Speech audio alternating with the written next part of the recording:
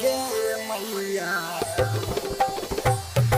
शेर पे हो के सवार गे मैया अइहा हमर द्वार।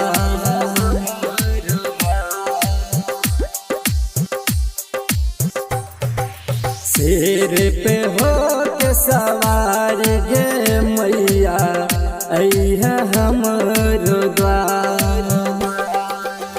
रखबो हम दरबार सजा के, रखबो हम दरबार सजा के, आस लगैन छिखार गे मैया आस लगैन छिखार। शेर पे हो के सवार गे मैया अइहा हमर द्वार। रखबो हम दरबार सजा के, रखबो हम दरबार सजा के, आस लगैन छिखार गे मैया आस लगैन छिखार। शेर पे हो के सवार गे मैया अइहा हमर द्वार। शेर पे हो के सवार गे मैया अइहा हमर द्वार।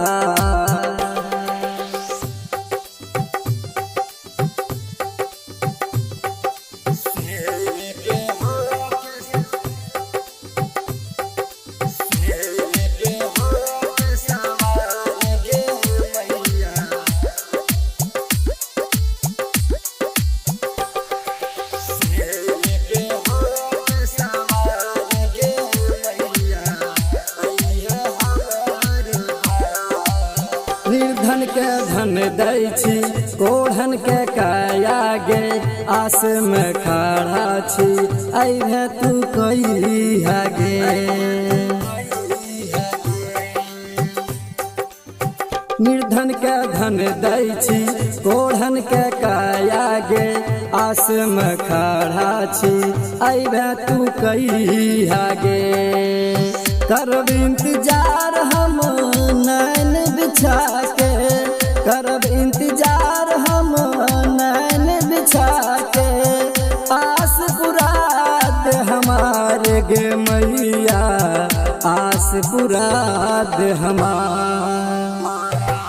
शेर पे हो के सवार गे मैया अइहा हमर द्वार।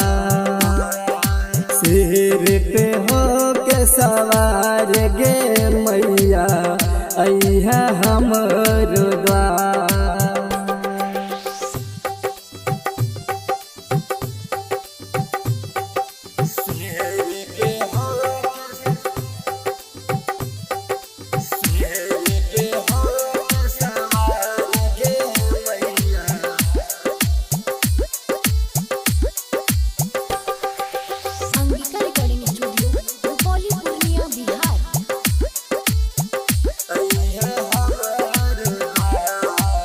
गे माय तो जाने छी हम त भिखारी छी, तोरे त सेवा में दुनिया दीवानी छी।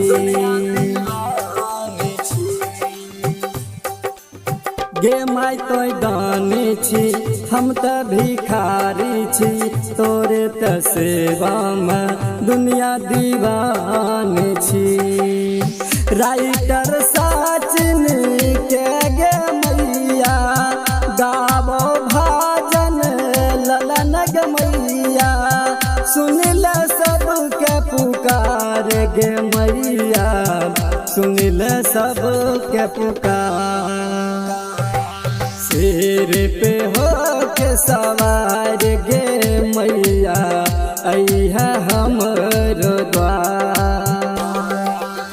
रखबो हम दरबार सजा के, रखबो हम दरबार सजा के, आस लगैने छिखार गे मैया आस लगैने छिखार।